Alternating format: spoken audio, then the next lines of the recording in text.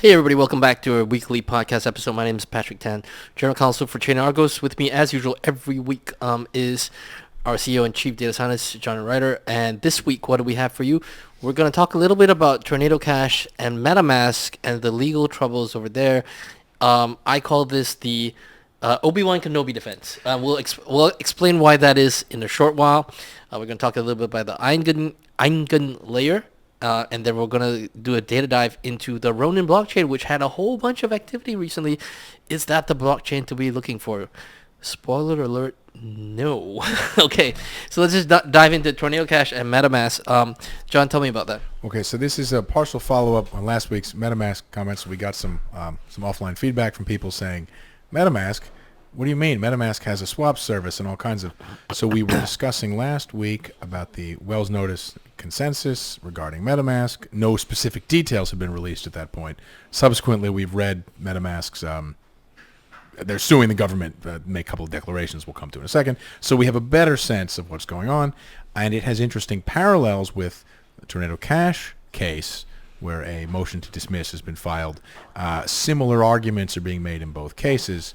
So I guess we'll start with MetaMask.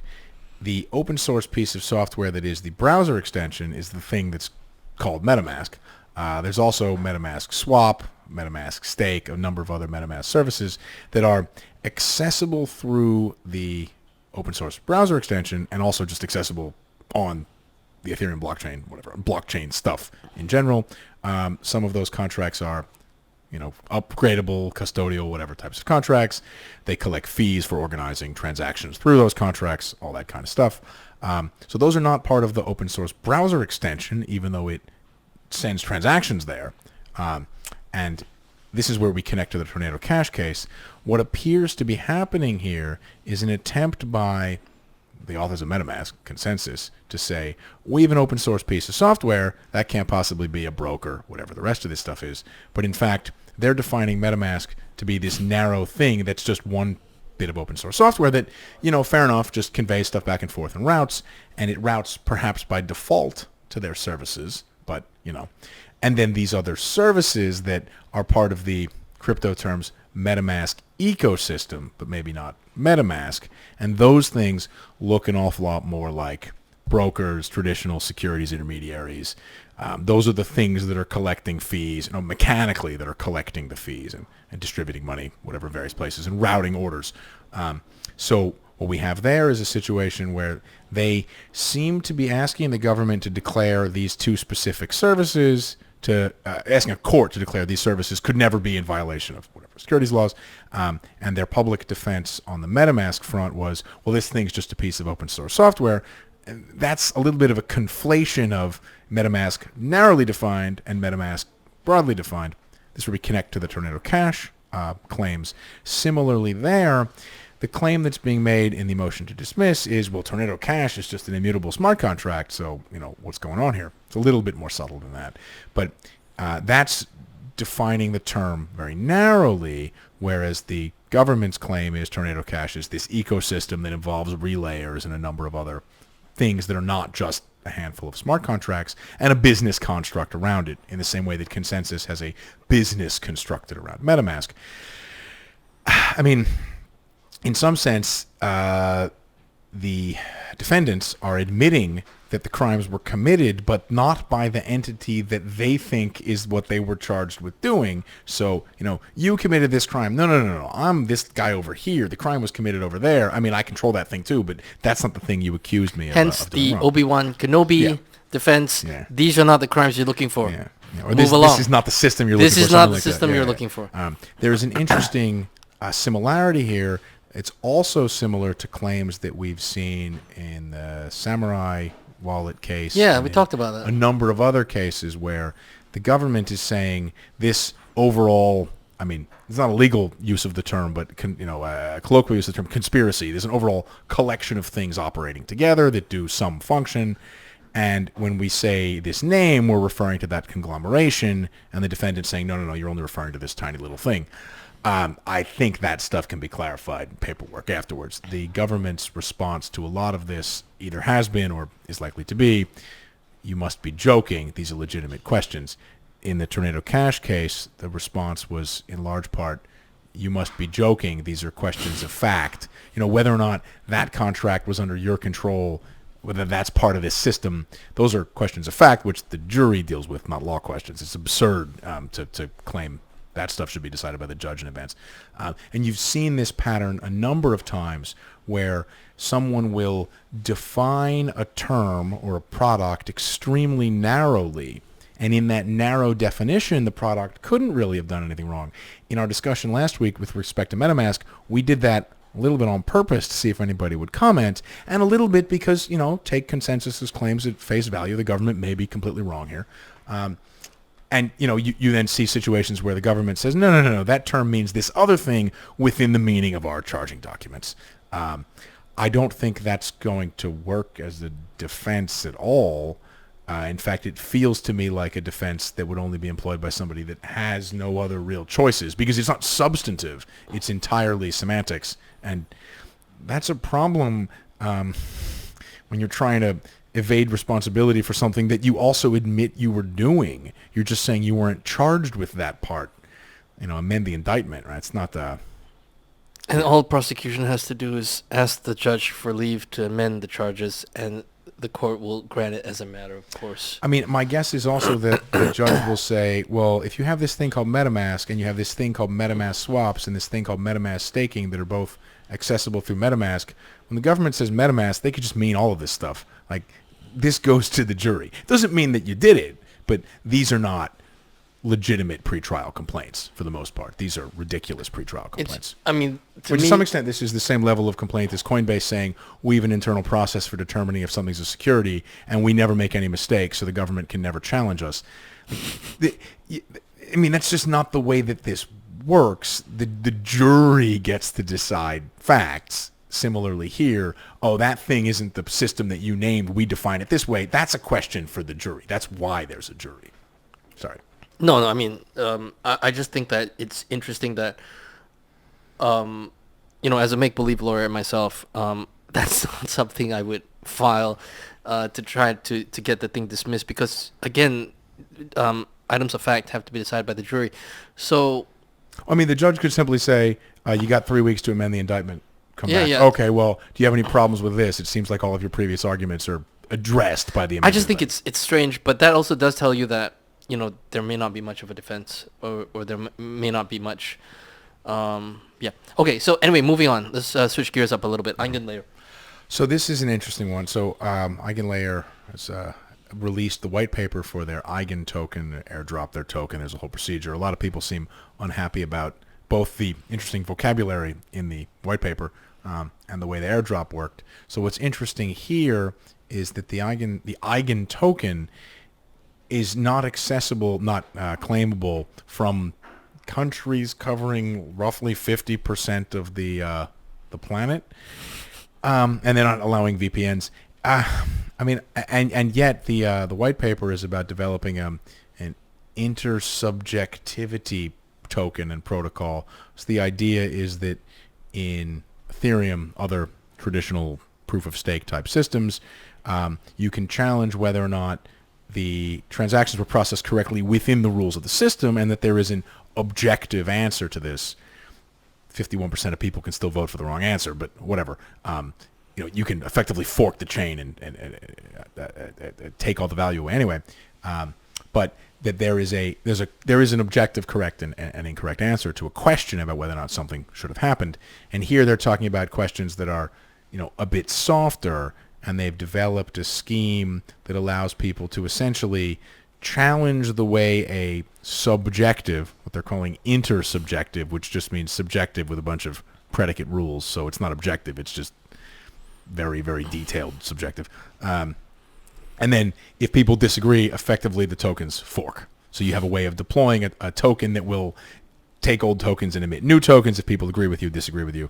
I find it very amusing that this is like a soft way of developing a universal legal system where anybody can secede from the country if a significant minority agree to just go their own way. And yet they block, the United States and China are the two largest economies, and then a whole bunch of other countries. Seeing people block Iran, North Korea, whatever is one thing, but seeing I think the UK, the US, and China are all on the list. These are large, highly financialized, developed economies. It's and lots of people, right? So it's interesting to see those be excluded from your extremely generic whatever legal system. And there's a lot of pushback on this from people who, I mean, the system is about sovereign ownership. I guess fear of the legal system in those countries may be more dramatic or more impactful for the team than that, which is maybe different than normal. I don't know. I mean, their protocol is a restaking protocol that, whatever, it does what it does. I have questions about the long-term sustainability of that entire procedure, but this other thing about this intersubjectivity, whatever, making decisions, I mean, good luck. That's a completely different, much wilder approach. Although they clearly have a lot of lawyers, so, who knows. Only a lawyer could come up with something like intersubjectivity. Anyway. All right, data deep dive. So, today we're going to look at Ronin. And this is in response to a March 22nd CoinDesk piece, which is essentially... April. March? Okay, there was an April interview, but the original written CoinDesk piece is in March, March 22nd, talking about a huge spike in activity on the Ronin blockchain, 700% growth. The thing that really caught our attention was that it claimed to be the world's second busiest blockchain. And we've got to fact check that. We had received... So we have... Ronin is in our system, and the system is in there because of one client meeting 6 months ago? Maybe. 5 months ago? Something like that. Robertson Key. Yeah. Oh, yeah. Okay. I remember the specific meeting and thinking, well, I don't know, it's EVM compatible. Let's go take a look. So we added it, and then no one ever asked again. So when it popped up is in my whatever YouTube feed or something as second busiest blockchain, like no one's asked any questions. I mean, it's possible that the people we talk to just aren't paying attention to this. It's also possible that, the claims are a bit ridiculous. So, we took a look. So okay. So then the specific project, I think the interview talked about explosions in volume overall. Yes. And then the article had talked about The article actually gives specific statements. One of them is that second largest blockchain in terms of transaction flow. And 700% growth overnight on the Ronin blockchain. And the Pixel token. And the Pixel token is referenced. So it's important to think to bear these things in mind because there's a couple things. So for those of you not familiar with the Ronin blockchain, during the pandemic, I still remember that, there was this thing called Axie Infinity, and there was the claim that, these play-to-earn games are keeping people alive in emerging markets and stuff like that, whatever. So Ronin is the blockchain that Axie Infinity lived on. Yeah, this was originally a primarily gaming-focused, farming, gaming rewards, whatever focus. So you can see on the dashboard that we have up on the screen here, you can see AXS token, that's the Axie Infinity token, and then SLP is the Smooth Love potion, which is part of that game. So the chart that you're looking at right now, which John is messing around with. All right, so this is Axie Infinity, Smooth Love potion, and we look at the number of unique transactions on a daily basis over the last 180 days. So these are the original, the native token, whatever. These are major tokens in the chain, and these are you can see there's some background activity going on. Fine. Okay, fine. This is only the last 3 months. 6 months. We can make it longer. It looks like this. Now, the specific claim was made that the Pixel token let's take a look. is the thing. So we look, and definitely the Pixel token is doing some stuff. These other tokens don't do very much. But, how much action is there? It starts in February. That's 300,000. It's a lot of action that day. And then you're looking at 50,000, 70,000. These are not crazy transaction counts for a blockchain. And then, of course, you can see this is in gray. We found that there was a Sol token.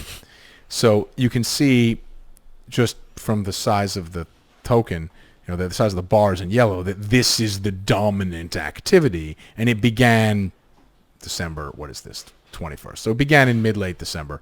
And that dominates everything else, right? So 400,000, 300,000 a day.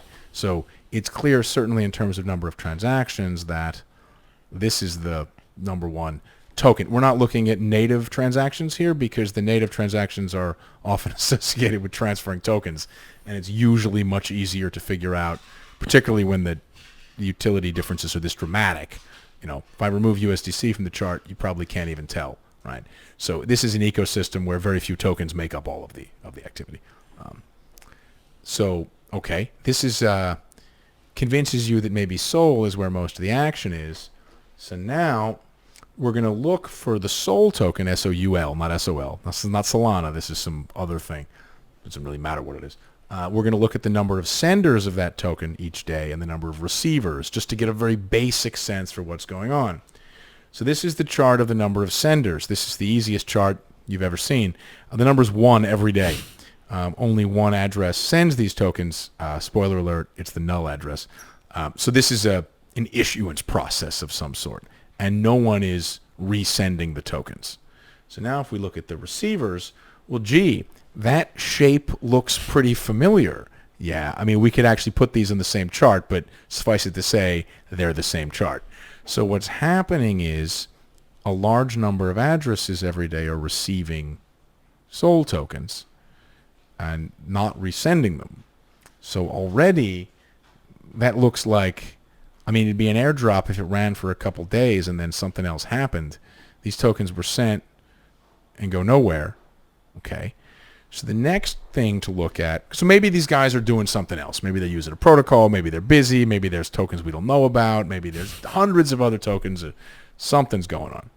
So these are the unique 2 addresses for everything that is not the Sol token on the chain. Again, we're ignoring the native token just to see what's actually happening here. And you can see these are numbers. There's a spike here, same day, but these are numbers like 40,000, 30,000, 50,000, right? Those kinds of numbers. These are the number of unique receiving addresses. Very similar. So you look at senders and receivers. Those are similar numbers. It looks like these people are sending each other tokens. If we look here, this is for Pixel in particular. Sorry, go back. So you've got senders and receivers around 50,000, and Sol is receiving, 450,000 a day. So at least 400,000 of those receivers aren't sending anything. They're dead wallets, right? They're dead wallets. So this is taking a look at this is clearly just a spraying process, right? This is just somebody spraying, and that's what's generating the volume. You run similar analysis for daily receivers for the Pixel token, which also started to have activity.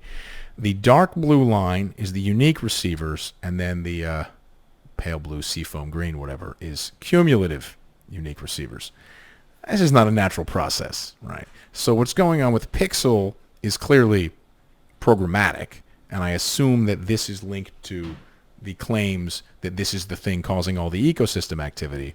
And what's so funny here is that this contrived process to make it look like the chain is very busy or their product is very big actually is completely dwarfed by this other contrived process that is just one guy spraying tokens to a large number of addresses. I don't know if we have open. No, okay, we didn't open up the data.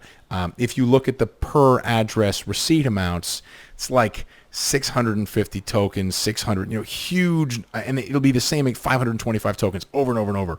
It's clearly a spraying process, spamming. People have observed for years hex tokens just being sent all over the place to common, well-known, prominent, whatever addresses. This is a kind of a louder version of that. The line's not perfectly smooth. I assume that's because, I don't know, the computers are limited. They have limited amounts of gas or whatever, something. The only kinds of physical processes that look like that are, actual chemistry and physics processes. They're not humans operating in an economy. Look how smooth these lines are. And I give credit to whoever's doing this. It's smooth. Clearly no credit's given for that. These are random-ish looking. I don't know. If we remove these things and we just look at the real tokens, so WETH and USDC, okay, maybe that's daily volume. I don't know. This chain isn't unused, but there's very little legitimate activity here. And now compare, these are both proper tokens. Good luck with the Ronin blockchain, I suppose. I'm not saying there's anything wrong with this blockchain. I'm just saying that this is an interesting attempt where someone's trying to make their product look very used, very useful, very valuable, and they didn't even realize that they were taking credit for something that they didn't do. It was done by another group of people trying to make their project look big. And I just find that amusing. And on that note, Thank you for tuning in. Thanks for the likes, comments, and subscribes. We appreciate it. It helps the algorithm as well. Helps us get this video out there to people who need it. This is something that I think, people are always looking for the next Bitcoin killer. At least that's what I've been told. You should check the data. I mean, we had this incident with Solana a couple months ago where it turned out the massive spike in volume was one CLOB protocol, and the entering and canceling orders generated on-chain volume. And that was like 98% or something of the spike in volume. Some of that's maybe harder to find than this because it would have been a variety of tokens. It would have been by address. Here, you just look at historical volumes by token, and it leaps off the page what's really going on. But a lot of the time, the real answer is very easy to find. Similarly, if you're going to give an interview in which you try to pump your token, you should make sure that you're the one responsible for the activity that you're taking credit for.